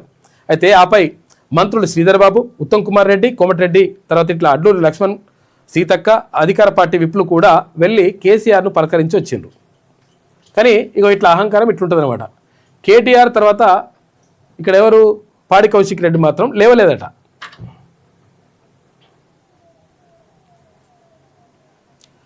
ప్రతిపక్షాల తప్పుడు ప్రచారాన్ని తిప్పికొడదాం, అన్నింటిపై అసెంబ్లీలో చర్చిద్దాం, రెడీగా ఉండండి మంత్రులకు విప్లతో సీఎం రేవంత్ రెడ్డి మాట్లాడిందట నిన్న. ఇక రామ్జీపై జంగు సైరన్. కొత్త చట్టాన్ని నిరసిస్తూ జనవరి 2న అసెంబ్లీలో ప్రత్యేక చర్చకు ప్రభుత్వం నిర్ణయించింది. ప్రత్యేక తీర్మానం చేసి ఏదంట మహాత్మా గాంధీ పేరు ఎట్లా తీసేస్తారు అని చెప్పేసి ఉపాధి హామీ పథకానికి మహాత్మా గాంధీ పేరును ఎట్లా తీసేస్తారని దీంట్లో తీర్మానం చేయాలని కూడా డిసైడ్ చేసిండ్రు. కానీ మనం 42% రిజర్వేషన్ లేకుండా మనం ఎట్లా పోతాము, ఏం కథ, మనం హామీ ఇస్తాం కదా అని చెప్పేసి ఒక్క మాట కూడా ప్రతిపక్షం అంటలేదు, ఇటు అధికార పార్టీ కూడా అంటలేదు.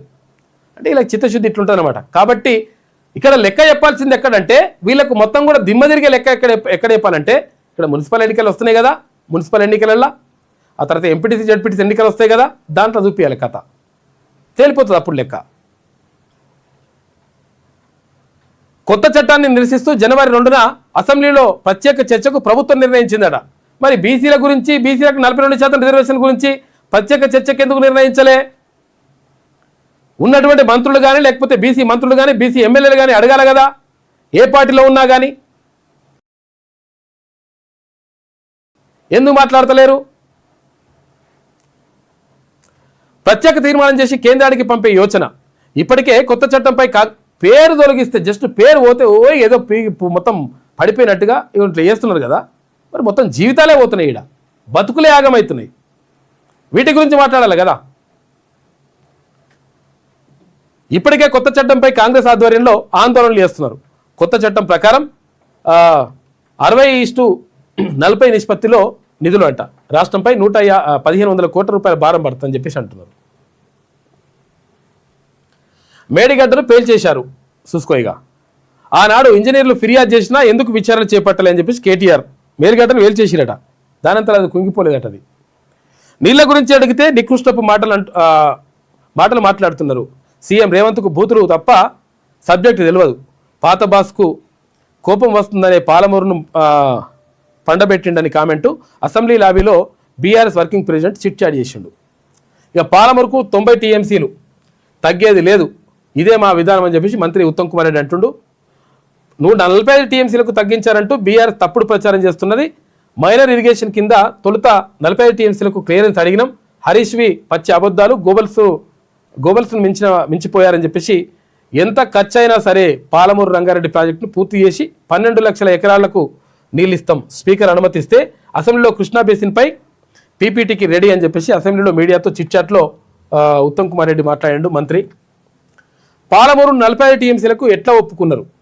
ఉత్తమ్కు రేవంత్ గాలి దోకింది, అన్ని ఉత్తమాటలే అని చెప్పేసి హరీష్ రావు అంటున్నాడు. హిందూ లైన్లకు నిప్పు పెట్టినాడు చూసుకో. బంగ్లాదేశ్లో ఈ కొడుకులు, లంగా కొడుకులు మొత్తం ఎట్లున్నారు చూడు. బంగ్లాదేశ్లో హిందువులపై హింస ఆగడం లేదు. హిందూ యువకుడు దీపు దాస్ను కిరాతకంగా కొట్టి చంపిన ఘటన మరొక ముందే మరో దారుణం జరిగింది. ఇక ఫిరోజ్పూర్ జిల్లాలో హిందూ ఫ్యామిలీలు ఉంటున్న 5 ఇండ్లకు గుర్తు తెలియని వ్యక్తులు నిప్పు పెట్టినట. వెండి ఒక్కరోజే 21,000 రూపాయలు డౌన్ అయింది, తక్కువైందట కిలకు. వెండి పరుగులకు బ్రేక్ పడింది. ఇటీవల రికార్డు గరిష్టానికి చేరినటువంటి సిల్వర్ ధర సోమవారం ఒక్కరోజే 21,000 రూపాయలకు పడిపోయింది. 21,000 రూపాయలు తగ్గిందట. శనివారం కేజీ వెండి 2,54,174 రూపాయలు ఉండగా అది సోమవారం 2,33,120 రూపాయలకు దిగొచ్చింది. ముంబైలో బస్సు బీభత్సం, 4 మృతి. ముంబైలో సోమవారం రాత్రి ఓ బస్సు రోడ్డు పక్కనున్న జనంపైకి దూసుకెళ్లింది. దీంతో 4 స్పాట్లోనే చనిపోయారు పాపం. ఇక మరో 9 మంది తీవ్రంగా గాయపడ్డారు. బస్సును రివర్స్ చేస్తుండగా ఈ ఘటన జరిగిందట. అమెరికాలో రోడ్డు ప్రమాదం, 2 తెలంగాణ యువతులు మృతి అని చెప్పేసి వార్త కనిపిస్తూ ఉంది. కాలిఫోర్నియాలో లోయలో పడ్డ కారు టూర్కు వెళ్తుండగా దుర్ఘటనంట. మహబూబాబాద్ జిల్లా గార్ల మండలంలో విషాదం. బాధిత కుటుంబానికి మాజీ ఎంపీ మాలోతి కవిత పరామర్శించిందంట. మృతి చెందినటువంటి భావన, మేఘన పాపం వీళ్ళు ఇద్దరు చిన్నప్పటి నుంచి ఫ్రెండ్స్ అంట.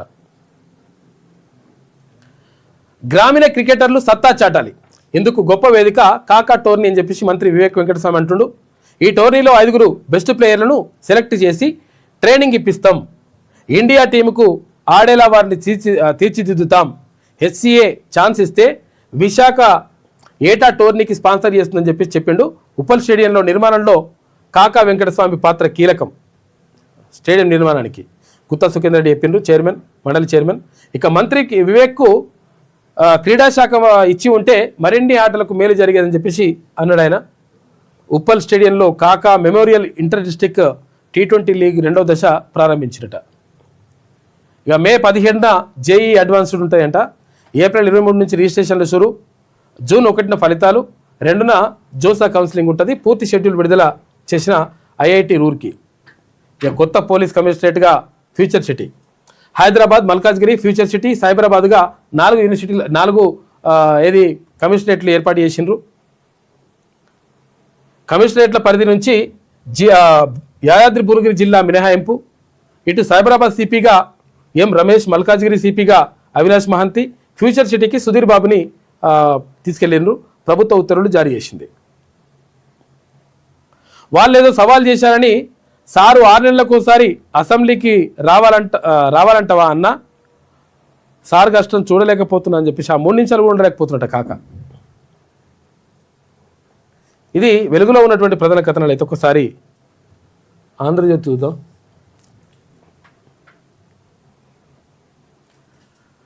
ఇక చైనీయుడివా అంటూ త్రిపుర విద్యార్థిపై మూకదాడి చేసినట. తీవ్ర గాయాలతో 17 రోజులు మృత్యువుతో పోరాడి మరణించినట పాపం విద్యార్థి. ఉత్తరాఖండ్ రాజధాని డెహ్రాడూన్లో దారుణం. మృతుడు MBA ఫైనల్ ఇయర్ అట. తండ్రి జవాన్. బీజేపీ అగ్రనేతల వల్లే ఈ విద్వేషాలని చెప్పేసి రాహుల్ అంటున్నాడు. త్రిపుర విద్యార్థిని చైనా వాళ్ళని చెప్పేసి కొట్టి చంపినట. చూసుకో ఎట్లున్నది కథ. బాగున్నారా? ఆరోగ్యం ఎలా ఉంది? కేసీఆర్ను ఆత్మీయంగా పలకరించిన సీఎం రేవంత్. కేసీఆర్ వద్దకు వెళ్ళి నమస్కరించి యోగక్షేమాలు అడిగిన సీఎం. అసెంబ్లీలో సరికొత్త సాంప్రదాయానికి తెరలేపిన ముఖ్యమంత్రి. రేవంత్ రాగానే లేచి నిల్చున్న కేసీఆర్. 17 మంది బీఆర్ఎస్ ఎమ్మెల్యేలు. కుర్చీల్లోంచి లేవని కేటీఆర్, కౌశిక్ రెడ్డి. ఎమ్మెల్యేలు, ఎమ్మెల్సీలకు సెంట్రల్ హాల్. మేం ప్రతి సభ్యుడిని గౌరవిస్తాం. ఎందుకు వెళ్ళిపోయారో కేసీఆర్ని అడగండి. మీడియాతో ఇష్టాగోష్ఠిలో సీఎం రేవంత్ రెడ్డి మాట్లాడాడు. మనమే సవాల్ విసిరాం, సిద్ధంగా ఉండండి. కేసీఆర్ వాదనకు కౌంటర్లు తయారు చేయండి. పాలమూరు రంగారెడ్డిపై గట్టిగా వాదించాలి. 1న పవర్ పాయింట్ ప్రజెంటేషన్కు రావాలి. కృష్ణా బేసిన్ ఎమ్మెల్యేలదే ప్రధాన బాధ్యత. సమావేశాలకు అందరూ రావాలని చెప్పి సీఎం దిశానిర్దేశం చేసిండు. సార్ వచ్చారు, వెళ్ళిపోయాడు. వచ్చిండు, పోయాడు కాక. కేసీఆర్ సభలో ఉన్నది 7 నిమిషాలే. సీఎం కంటే ముందే వెళ్ళిన వైనం. 2న మళ్ళీ సభకు కేసీఆర్ వస్తారా అని చెప్పేసి, వస్తారా రారా అంటే మరి గ్యారంటీ లేదు అనే విషయమే అంటున్నారు. రాజకీయ వర్గాల్లో చర్చ. కృష్ణా జలాలు పాలమూరు రంగారెడ్డి అసెంబ్లీ అజెండా ఖరారు చేసిండ్రు. ఏది? కృష్ణా జలాలపైన మాట్లాడదాం, గోదావరి జలాలపైన మాట్లాడదాం, దానిపైన దీనిపైన మాట్లాడదాం. కానీ ఏది గాంధీ పేరును తీసేసిన దానిపైన కూడా మాట్లాడదాం. కానీ బీసీల గురించి మాత్రం మాట్లాడొద్దు అని చెప్పి డిసైడ్ చేసుకున్నట అటు ప్రతిపక్షాలు, ఇటు అధికార పార్టీ. కృష్ణా జలాలపై పీపీటీకి మాకు అవకాశం ఇవ్వండి. 15 రోజుల సభ నిర్వహించండి. బీఏసీ సమావేశంలో హరీష్ రావు. హరీష్ రావు మరి గుర్తుకొస్తలేదా బీసీలది? బీసీల ఓట్లు వద్దా నీకు? అది మాట్లాడారు ఇది మాట్లాడారు మంచిగా మాట్లాడుతున్నావు కదా, మరి ఈ విషయం ఎందుకు లేవలెత్తుతలే?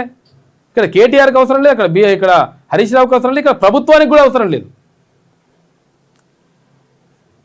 బీఏసీ సమావేశంలో హరీష్, సభ నిర్వహణలో బీఆర్ఎస్ సాంప్రదాయం కొనసాగించొద్దు, బీజేపీ మజ్లిస్ సభ్యుల సూచన, ఉపాధి హామీపై చర్చించాలని చెప్పేసి సిపిఐ అంటుంది.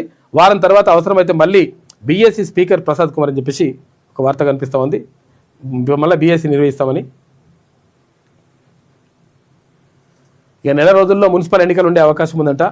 హైదరాబాద్ మినహా మున్సిపాలిటీలు కార్పొరేషన్లకు జరిపేందుకు సిద్ధం చేస్తూ ఉన్నారు, సన్నద్ధమవుతుంది.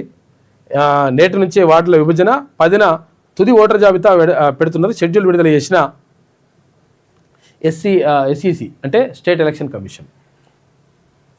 ఇక మూసీ చుట్టూ 3 కార్పొరేషన్లు, హైదరాబాద్, సికింద్రాబాద్, సైబరాబాద్. ఒక్కో కార్పొరేషన్లో 100 వార్డులు ఉంటాయంట. 3ంటికి 3 మేయర్లు. అంటే అసలు యాక్చువల్గా 300 మంది ఎవరైతే 300 డివిజన్లు ఉన్నాయి, 300 మంది కార్పొరేటర్లు ఉంటే మరి ఒకటే జిహెచ్ఎంసీ అయితే మరి ఎట్లయితుంది కష్టం అని చెప్పేసి అనుకున్నప్పుడు లేదు 3 చేస్తే మంచిగా ఉంటుందని చెప్పేసి అనుకుంటుంటారట. అందులో భాగంగా హైదరాబాద్, సికింద్రాబాద్, సైబరాబాద్ అని 3 పెడతారంట. ఏంటి కార్పొరేషన్లు, 3 మేయర్లు ఉంటారు. ఇక జనవరిలో తుది నోటిఫికేషన్, ఏప్రిల్ మేలో ఎన్నికలకు సన్నాహం. ఇక 8 సెట్లకు కన్వీనర్లను నియమించారు.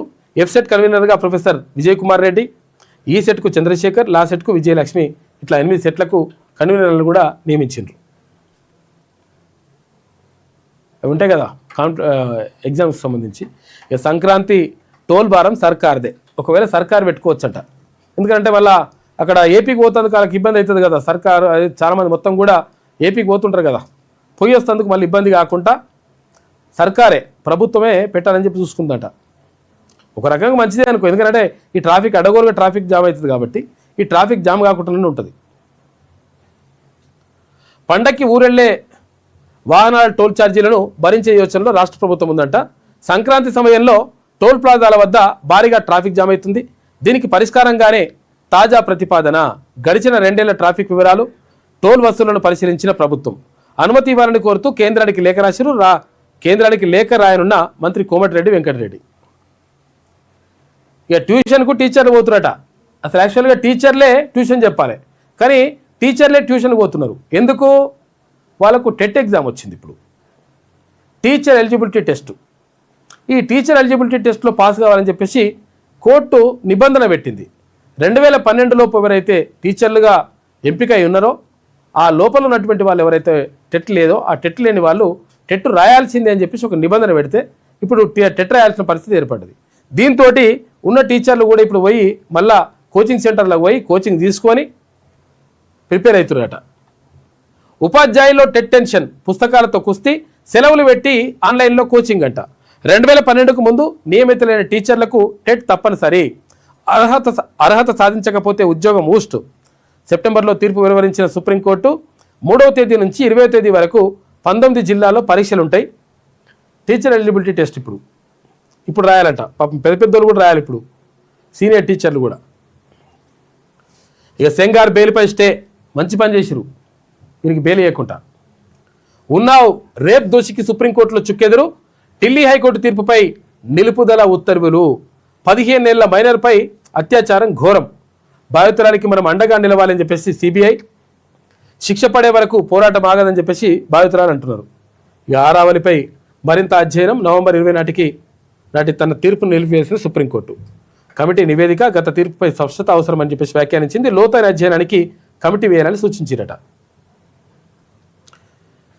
నచ్చిన తీర్పులు రావాలన్నా డిమాండ్లు పెరుగుతున్నాయి. లాయర్లపై ఒత్తిడి తెస్తున్న హై ప్రొఫైల్ క్లయింట్లంట. ఈ ఒత్తిడి నుంచి న్యాయ వ్యవస్థ స్వతంత్రతను కాపాడుకోవాల్సిన అవసరం ఉంది అని చెప్పేసి జస్టిస్ పిఎస్ నరసింహ అంటున్నాడు. తెలంగాణ లా అకాడమీ ఏర్పాటు సహకరిస్తామని చెప్పేసి ఆయన చెప్పిండు. నచ్చిన తీర్పులు కావాలంటున్నారట కొంతమంది. మేము ఎట్లంటే గట్టనే కావాలి, చంపేసి వానికి ఏం శిక్ష చేయొద్దు అంటున్నట. ఇక ఫ్యూచర్ సిటీ కమిషనర్గా సుధీర్ బాబు, ఈయన రాచకొండ కమిషనరేట్కి సిపిగా ఉండే. అయితే ఇప్పుడు రాచకొండ కమిషనరేట్ మల్కాజ్గిరి కమిషనరేట్ అయింది. తర్వాత ఫ్యూచర్ సిటీ అనేటువంటి కొత్త కమిషనరేట్ ఏర్పాటు చేసింది కాబట్టి దానికి కమిషనర్గా పెట్టినరు సుధీర్ బాబుని. గ్రేటర్ పరిధిలో 4 కమిషనరేట్లు, హైదరాబాద్, సైబరాబాద్, మల్కాజ్గిరి, ఫ్యూచర్ సిటీ. సైబరాబాద్ కమిషనర్గా ఎం రమేష్, మల్కాజ్గిరికి అవినాష్ మహాంతి బదిలీ, హైదరాబాద్ సిపిగా సజ్జనార్ కొనసాగిస్తున్నారు ఆయననే. 14 ఏళ్ల నాటి కేసులో ఉరిశిక్ష. 2011లో హైదరాబాద్లోని భరత్ నగర్లో మహిళ హత్య, దగ్గరి బంధువే నేరస్తుడు, సుదీర్ఘ విచారణ జరిగింది. అనంతరం న్యాయస్థానం తుది తీర్పునిచ్చింది వానికి ఉరిశిక్ష చేయాలని. రైలు బోగిల్లో మంటలు, టాటా ఎర్నాకులం ఎక్స్ప్రెస్లో నిన్న ఏపీలో జరిగింది. ఒకరు చనిపోయినట పాపం. ఎగిసిపడిన వెండి ధర బాగా లేచింది, మళ్ళా పడిపోయింది. ఆరంభ ట్రేడింగ్లో ఆల్ టైమ్ రికార్డు కిలో 2,54,000 రూపాయలు ఉండే, ఆ తర్వాత గంటకే 21,000 తగ్గిందట. ఇన్వెస్టర్లు భారీగా అమ్మకాలు జరపడంతో తగ్గిందట ధర వెండిది. పసిడి జీడిపిని మించి భారతీయుల వద్ద ఉన్న బంగారం విలువ 5 లక్షల కోట్ల డాలర్లకు ఉందంట. మన జీడిపి 4,10,000 కోట్లుంటే దానికంటే ఎక్కువనే ఉందట బంగారమే. ఇక 25 డేస్ సింగిల్ డిజిట్. రాష్ట్రంలో ఈ ఏడాది చలి కొత్త రికార్డు సృష్టించిందంట. చాలా జిల్లాల్లో 25 రోజులుగా 10 డిగ్రీల లోపే సింగిల్ డిజిట్లో టెంపరేచర్లు ఉంటున్నాయి. కొన్ని రోజులు ఉష్ణోగ్రతలు పడిపోవడం మామూలు అని చెప్పేసి, ఇన్ని రోజులు మాత్రం అసాధారణం. గత 10 ఏళ్లలో ఇదే అతి తక్కువ ఉష్ణోగ్రతలు అని చెప్పేసి ఉత్తరాది నుంచి వీస్తున్న శీతల గాలులు, తర్వాత లానినా ఎఫెక్ట్ వల్లే ఈ పరిణామం ఉంటుందని చెప్పేసి వాతావరణ నిపుణులు చెప్తున్నారు. అమెరికాలో రోడ్డు ప్రమాదం, 2 తెలంగాణ యువతులు దుర్మరణం అని చెప్పేసి పాపం దారుణం. విహారయాత్రకి వెళ్ళొస్తుండగా కారు ప్రమాదం జరిగిందంట, లోయలో పడ్డది. ఇది ఆంధ్రజ్యోతిలో ఉన్నటువంటి ప్రధాన కథనాలు. ఏదొకసారి శనార్థి తెలంగాణ చూద్దాం. గొంతులు కోస్తున్న చైనా మాంజా, విషాదంగా మారుతున్న సంక్రాంతి సరదా. ఇవి చైనా మాంజాలు ఎట్టి పరిస్థితుల్లో వాడకండి, దయచేసి ఇది గుర్తుపెట్టుకోండి. ఎందుకంటే మీ పిల్లలకే కాదు, ఇది అందరికీ కూడా ప్రమాదం జరుగుతుంది. అవి ఏంటంటే ఆ సీసం పెంకలు నూరి ఇట్లా సీసం అంతా రుద్దుతారు, సీసం పౌడర్ రుద్దుతారు దానికి, ఏది చైనా మాంజాలకు. అవి గట్టిగా ఉంటుంది. ఈ గట్టిగా ఉంటుడు పాడు కానీ ఇప్పుడు మంచిగా అది ఏం పతంగి ఉంటుందో పోతో తర్వాత విషయం. కానీ ఏవైతే ఆ మాంజా తలిగి ఇప్పుడు బండిపైన వెళ్తుంటే ఒకవేళ మాంజా వచ్చి ఇట్లా జరిగింది అనుకో, మొత్తం మెడలే కోసుకొని పోతున్నాయి, ఇక్కడ గొంతు మొత్తం కోసేస్తున్నాయి. కాబట్టి నేను మొన్ననే ఇక్కడ కీసర దగ్గర మొన్ననే ఒక అతనికి అసలు యాక్చువల్గా 5% ఒక 25% మొత్తం కూడా మెడ తగ్గిపోయింది. కాబట్టి ప్రాణాపాయ స్థితిలో ఉన్నాడు పాపం ఆయన. అంటే ఇటువంటి పరిస్థితులు వస్తున్నాయి కాబట్టి చైనా మాంజాలు ఎట్టి పరిస్థితుల్లో వాడొద్దు. అయితే ఇక్కడ ఖైరతాబాద్ ఎమ్మెల్యే ఒక ప్రకటన కూడా చేసిండు. చైనా మాంజాలు ఎవరన్నా అమ్ముతున్నట్టు తెలిస్తే మాకు సమాచారం ఇస్తే, సమాచారం ఇచ్చిన వాళ్ళకు 5,000 రూపాయల నజరాను కూడా ప్రకటించండు. కాబట్టి ఇట్లా జరుగుతూ ఉంది. కాబట్టి ఎట్టి పరిస్థితుల్లో చైనా మాంజాలు వాడొద్దు. ఇది మంచిగా అద్భుతంగా ఏముండదు ఆయన మంచిగా సంతోషంగా ఉండాలి, కానీ ఇంకోరికి విషాదం చేయొద్దు. మనం మనుషులతో పాటు జీవి విడుస్తున్న పక్షులు, ప్రమాదాలకు గురవుతున్న ద్విచక్ర వాహనదారులు చైనా మాంజా వాడితే చర్యలు తప్పవు హెచ్చరిస్తున్నారు పోలీస్ అధికారులు. గొంతులు కోస్తున్నాయి అవి. గల్ఫ్ కార్మికుల బాధలు పట్టవా? వారు చనిపోతే డెడ్ బాడీలను స్వదేశానికి తేలేకపోతున్నారు. ఆ కుటుంబాల గోస వర్ణనాతీతం. 2024-25లో ఒక్క ఆర్థిక సంవత్సరంలోనే గల్ఫ్లో 1,600 మంది కార్మికులు చనిపోయారు. గల్ఫ్ కార్మికుల లెక్కలు లేవని ప్రభుత్వాలు చెబుతున్నాయి. కానీ వాళ్ళు పంపిన దాంట్లో నుంచి కేంద్ర రాష్ట్ర ప్రభుత్వాలు చెరో 9% డబ్బులు ఎలా తీసుకుంటున్నాయి? గల్ఫ్ కార్మికుల పిల్లల కోసం ప్రత్యేక గురుకులాలు పెట్టాలి. కేరళ తరహా విధానాలు ఇక్కడ అమలు చేయాలి. ఆ విధమైనటువంటి ఓ పథకాన్ని తీసుకొచ్చేలా సర్కార్ ఆలోచన చేయాలి. ప్రభుత్వ పథకాల్లో గల్ఫ్ కార్మికులకు ప్రత్యేక కోటా కూడా అమలు చేయాలి. శాసన మండలిలో ఎమ్మెల్సీ తీర్మాన్ మల్లన మాట్లాడు గల్ఫ్ కార్మికులకు సంబంధించి. ఎందుకంటే బొంబాయి, బొగ్గుబాయి, దుబాయ్ అని చెప్పేసి ఎవరు కేసీఆర్ అన్నాడు అని ఎన్ఆర్ఐ పాలసీ తీసుకొస్తున్నాం, మేము అద్భుతంగా చేస్తాము, ఏం కాదు, గల్ఫ్ కార్మికులు టెన్షన్ పడద్దని చెప్పారు. లాస్ట్కి వస్తే ఏం చేసిండ్రు? ఈ పాలసీ లేదు, పీలసీ లేదు, మా పాప మాట చచ్చిపోతే కూడా తీసుకొచ్చే దిక్కు లేదు. అటువంటి పరిస్థితులు ఎదుర్కొంటా ఉన్నారు గల్ఫ్ కార్మికులు. కాబట్టి వాళ్ళని కాపాడుకోవాల్సినటువంటి బాధ్యత ప్రభుత్వం పైన ఉంటుంది. నిన్న తీర్మాన్ మల్లన్న దీంతో పాటు ఇంకా దీనికి సంబంధించి కూడా మాట్లాడండి. ఏది మన యూనివర్సిటీలకు సంబంధించి ఎటువైంది, యూనివర్సిటీలకు సంబంధించి కూడా మాట్లాడండి. నిన్న అగో ఏమే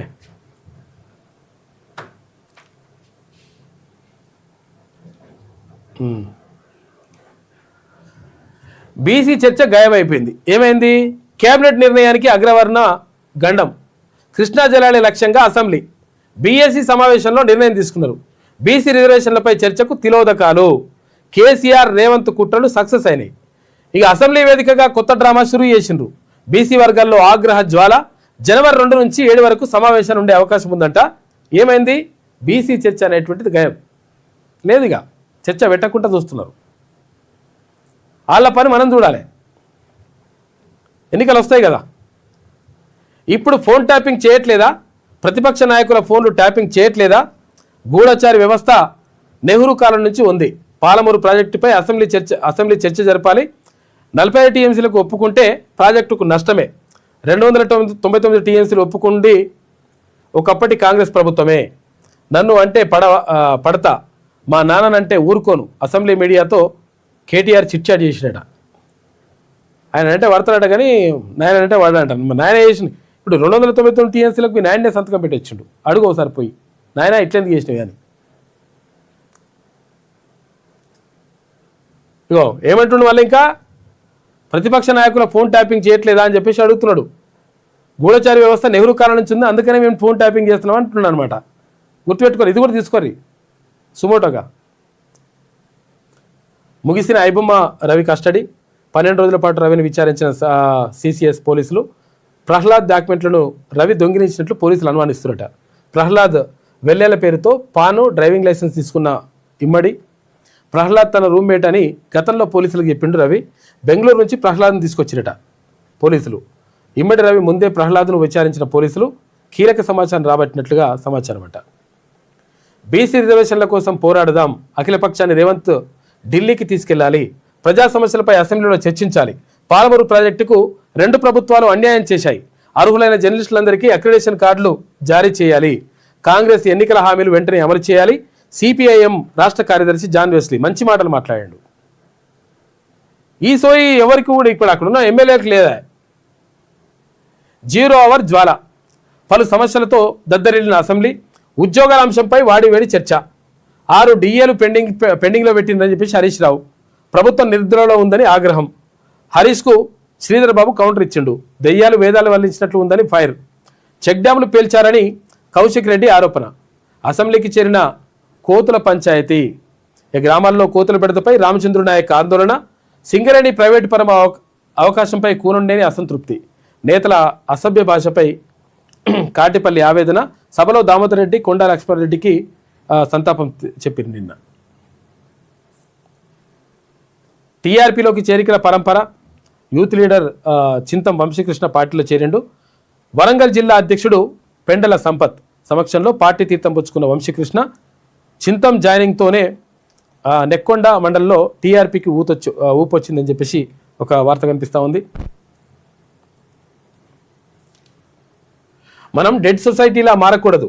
బీజేపీ విద్వేషంతో త్రిపుర ఉన్నది. విద్యార్థి ఏంజల్ చెక్మా బలి.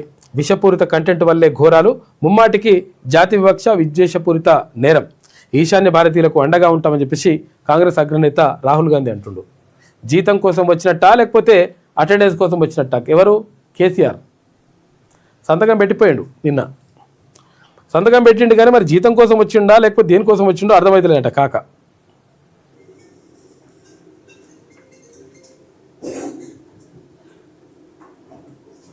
నిన్న వచ్చిండు. నిన్ననే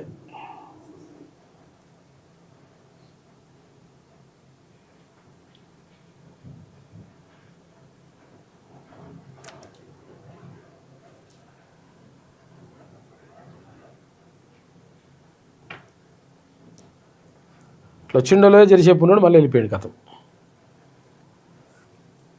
వెళ్ళిపోయాడు. ఇట్లా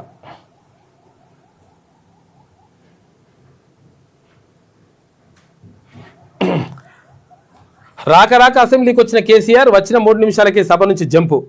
ఇంతదానికే కేసీఆర్ అనుకూల మీడియా డంకా బజాయించింది. మొన్నటి నుంచే ఊదరగొట్టే వార్తలతోటి హల్చల్ చేసింది.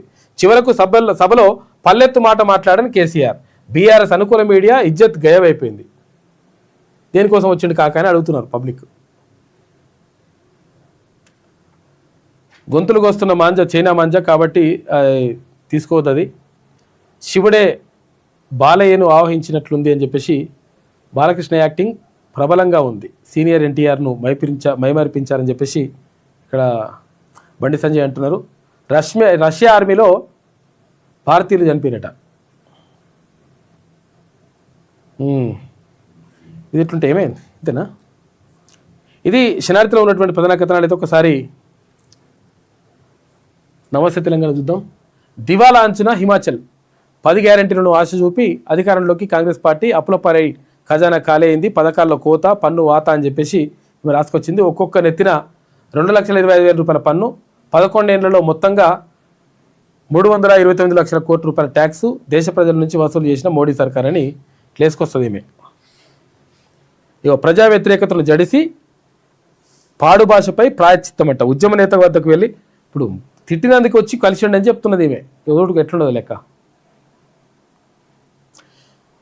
ఉద్యమ నేత వద్దకు వెళ్ళి పలకరించిన ముఖ్యమంత్రి రేవంత్ రెడ్డి, లేచి ప్రతి నమస్కారం చేసిన కేసీఆర్. అసెంబ్లీ సాక్షిగా ఆవిష్కృతమైన అనుభవం, ఆవేశాల వ్యత్యాసం. ఇక్కడ నిమిషాల వ్యవధిలోనే సీన్ రివర్స్ అయింది. అపార్థాలు ఆపాదిస్తూ సోషల్ మీడియాలో కాంగ్రెస్ అల్పబుద్ధి ప్రదర్శించిందని ఇట్లా వేసుకొచ్చిండ్రు. ఇలా కేటీఆర్ ఫోటో, తర్వాత వీళ్ళ ఫోటో రాకుండా చూసిండ్రు. చూడిగో కౌశిక్ రెడ్డి ఫోటో ఉంది కానీ కేటీఆర్ ఫోటో లేకుండా చేసిడ. ప్రజా వ్యతిరేకతకు జడిసి పాడు భాషపై ప్రాయశ్చిత్తం అని చెప్పేసి ఇట్లా వేసుకొచ్చింది ఇవి. నోటికి కూడా ఇదే మర్యాద ఉండాలి, అసెంబ్లీ బయట కూడా మాటల్లో సంస్కారం కనబడాలి, విమర్శ ఖండన రెండింటిని హుందాగా స్వీకరించాలి. నన్నేమన్నా పట్టించుకోను, నా తండ్రిని అంటే ఊరుకోను, బీఆర్ఎస్ వర్కింగ్ ప్రెసిడెంట్ కేటీఆర్ అంటున్నాడు. సర్పంచ్ ఫలితాలే కాంగ్రెస్కు రెఫరెండం అని చెప్పేసి రేవంత్ పాలనను రాష్ట్ర ప్రజలు నిర్ద్వందంగా తిరస్కరించారు. డబ్బుల కోసమే జిహెచ్ఎంసీని విభజిస్తున్నారని చెప్పేసి కేటీ రామారావు. నీళ్లు నమిలిన మంత్రి, పాలమూరు ప్రాజెక్టులపై మరోసారి ప్రిపేర్ అయ్యారని ఉత్తమ్ కుమార్ రెడ్డి అంట. డాటా డాక్యుమెంట్ లేక మీడియా ముందు తెల్లముఖం పెట్టిండని వేసుకొచ్చిండ్రు. నీళ్ళు ఇవ్వండి, నిధులు ఇవ్వండి, అసెంబ్లీ ఎన్ని రోజులు జరుగుతుందని చెప్పేసి అనుకుంటున్నారు. పాలమూరు ద్రోహి ఉత్తమ్ అని ఇక్కడ హరీష్ రావు అంటున్నాడు. సాకుట్ స్మార్ట్ మీటర్లు అంట, 5 లక్షలకు పైగా అగ్రి ట్రాన్స్ఫార్మర్లకు మీటర్లు పెడతారని చెప్పేసి ఒక వార్త. పురపోరుకు రంగం సిద్ధమైతే ఉంది. జనవరి 10 నుంచి ఓటర్ల జాబితా తుది జాబితా పెడతారంట. రాష్ట్రంలో 117 మున్సిపాలిటీలు, 6 కార్పొరేషన్లో వార్డుల వారీగా ఓటర్ల జాబితా రెడీ చేస్తున్నట స్టేట్ ఎలక్షన్ కమిషన్. షెడ్యూల్ విడుదల చేసిన కమిషనర్. ఇక ఉద్యోగులు పోరాటానికి సిద్ధం కావాలి, న్యాయం జరిగే వరకు ఎన్జిఓలు తగ్గేది లేదు. ఎన్జిఓ రాష్ట్ర అధ్యక్షుడు మారం జగదీశ్వర్. గోపన్పల్లిలో 167వ రోజుకు చేరిందంట దీక్ష. భూములిచ్చిన రైతులతో బంతాట, ఫార్మా పరిహారానికి చేతులు రాని కాంగ్రెస్ సర్కార్ అని చెప్పేసి ఒకటి. నవీన్ యాదవ్ ఎన్నిక చెల్లదని చెప్పేసి కోడ్ను ఉల్లంఘించారు, స్వయంగా సీఎం వచ్చి హామీలు గుప్పించారు. ఈ ఎన్నికను రద్దు చేయండి అని చెప్పేసి హైకోర్టులో మాగంటి సునీత ఎలక్షన్ పిటిషన్ వేసిందట. ప్రభుత్వాన్ని నమ్మి పంట నమ్మి తప్పు చేసినామని చెప్పేసి వీళ్ళు చెవులు పట్టుకుంటారట. ఇది ఎవరు నమస్తే తెలంగాణ రాసినటువంటి కథనాలు చూసారు కదా. మొత్తం మాటల యుద్ధం, సూపర్ డూపర్ అట్లా ఇట్లా నడుస్తుంది మొత్తం కూడా. కానీ అట్లా అక్కడ అది ఉండదు. ప్రజా సమస్యలపైన మాట్లాడాల్సిన వాళ్ళు 2 తారీఖు నాడు కూడా ప్రజల సమస్యలు పక్కకు పెట్టి అక్కడ మహాత్మా గాంధీ పేరు తీసేసారని చెప్పేసి ఒక తీర్మానం చేసి దానికోసం ప్రత్యేకంగా టైం కేటాయించి తీర్మానం చేసి మళ్ళీ కేంద్రానికి పంపిస్తారట. ఓకే, పంపించుకోరు, ప్రాబ్లం ఏం లేదు. కానీ బీసీల అంశం ఎక్కడ పోయింది అనేటువంటిది ఇక్కడ చర్చకు జరగాల్సిన అవసరం ఉన్నది కదా. కాబట్టి బీసీ ప్రజలారా, మీరేమో లోపల చర్చ పెట్టుకోరి. ఎవరు అసెంబ్లీలో ఉన్నటువంటి ఎమ్మెల్యేలు కానీ, మంత్రులు కానీ, తర్వాత ప్రతిపక్షాలు కానీ, అందరు కానీ మీరు లోపల చర్చ పెట్టుకోండి. ప్రజలు బయట చర్చ పెట్టుకుంటారు, ఊర్లలో చర్చ పెట్టుకుంటారు, రచ్చబండ్ల కాడ చర్చ పెట్టుకుంటారు, ఎక్కడ కనిపిస్తే అక్కడ చర్చ పెట్టుకుంటారు. ఏంది అంటే మా బీసీల సంగతి ఏమైందిరా బాబు అని చెప్పేసి చర్చ పెట్టుకుంటారు. కాబట్టి చైతన్యం ఇక్కడ మొదలవుతుంది. ఎందుకంటే మరక మంచికే అంటారు. అందుకనే మీరు చేస్తున్నటువంటి కథలకు ప్రజలు క్లియర్గా గమనిస్తూ ఉన్నారు. బీసీల అంశం పక్క అంటే రాకుండా క్లియర్గా మీరు ఎట్లయితే నిర్ణయం తీసుకుంటున్నారో ఆ నిర్ణయాలకు బరాబర్ ప్రజలు కూడా రెడీగా ఉన్నారు. ఆ కథ కూడా కరెక్ట్గా మొదలవుతుంది. ఆల్రెడీ మొత్తం చర్చ కూడా జరుగుతూ ఉంది. నమస్తే, గుడ్ మార్నింగ్ అందరికీ.